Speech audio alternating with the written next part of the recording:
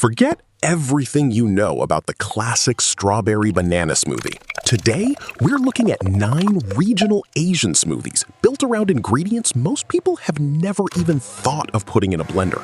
We're talking about the infamous durian, the almost fluorescent pink dragon fruit, the creamy pulp of soursop, the sharp bite of calamansi, and the earthy depth of taro. These aren't just exotic for the sake of being exotic. Each one changes the texture, the flavor balance, or the way the drink feels in your mouth. Quick question before we dive in. Have you already watched our ultimate smoothie guide? If you haven't, it's linked in the description. And if you're new here, this is the Curiosity Stick. We dig into the weird, the clever, and the surprisingly good ideas behind everyday things. If that sounds like your kind of channel, hit subscribe and give this video a like. It really helps. Let's start with the ingredients themselves, because that's where the real difference is. Durian. This is the so-called king of fruits. It has a strong smell that people either love or hate, but the flesh is incredibly rich and creamy, almost like a custard. In a smoothie, it gives a thick, luxurious mouthfeel that bananas simply can't match. For smoothies, the easiest option is frozen durian pulp. You'll find it in most Asian supermarkets in the freezer section, usually in bags. Fresh whole durian is much harder to find and a lot more expensive outside of Asia. Pink dragon fruit, also called pitaya. The flesh is mildly sweet with a slight floral note, but the real magic is the color and the light, refreshing texture. You can often buy it fresh in larger supermarkets nowadays. Look for the ones with bright pink skin and green scales. Frozen dragon fruit chunks also work perfectly and are easier to keep at home. Soursop. This one is special. The pulp is soft, fibrous, and naturally thick. When you blend it, it creates a sherbet-like consistency without needing ice cream or yogurt. It has a sweet, tart, tropical flavor that's hard to describe, somewhere between pineapple, strawberry, and citrus. Fresh soursop is quite rare.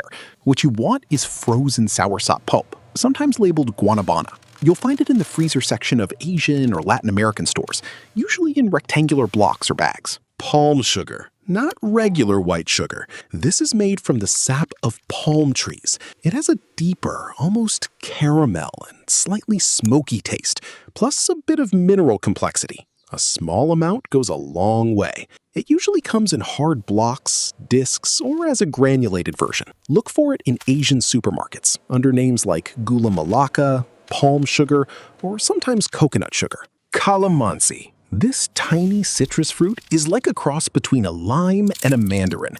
It's sharper and more aromatic than regular lime, which makes it perfect for cutting through the richness of tropical fruits. Fresh calamansi is hard to find in most places. The practical option is bottled calamansi juice or frozen calamansi, which you can find in Filipino or general Asian grocery stores. Taro. A starchy root with a beautiful purple color when cooked. It has a mild, slightly nutty and earthy flavor, almost like a cross between potato and chestnut. In a smoothie, it adds body and a gentle malt-like finish. You can buy fresh taro root in Asian markets, but it's often easier to use frozen taro chunks that are already peeled and cut. Some stores also sell pre-cooked taro. Most of these ingredients are easiest to find in Asian supermarkets. If you don't have one nearby, many of them are also available online as frozen pulp.